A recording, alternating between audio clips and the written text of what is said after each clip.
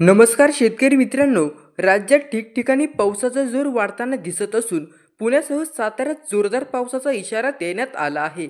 आज राज्यातील 18 जिल्ह्यांमध्ये मुसळधार पावसाचा येलो अलर्ट देण्यात आला असून उर्वरित राज्यात हलका व मध्यम स्वरूपाचा पावसाचा अंदाज वर्तवण्यात आलेला आहे.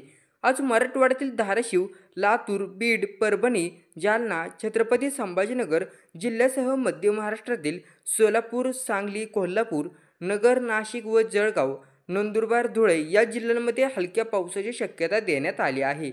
महाराष्ट्रातील उर्वरित भागात मान्सून सक्रिय होत असून चक्रवार वाऱ्यांची स्थिती ईशान्य अरबी समुद्राला जोडून सौराष्ट्रापर्यंत आहे. हे चक्रवार वारे पूर्व मध्य अरबी समुद्रासह दक्षिण महाराष्ट्रावर सक्रिय आहेत. परिणामी कोकण, मध्य महाराष्ट्र आणि मराठवाड्यात येत्या 5 दिवसात वादळी वाऱ्यासह विजांचा कडकडाट पावसाची शक्यता वर्तवण्यात येत आहे. आजपासून 22 जूनपर्यंत कोकण घाटासह मध्य महाराष्ट्रात काही भागांमध्ये तुफान पावसाची शक्यता आहे. विदर्भातही वादळी पावसाचा इशारा देण्यात आला असून वाऱ्यांचा वेग 40 ते 60 किमी प्रति तास राहण्याची शक्यता हवामान विभागाने वर्तवण्यात आलेली आहे.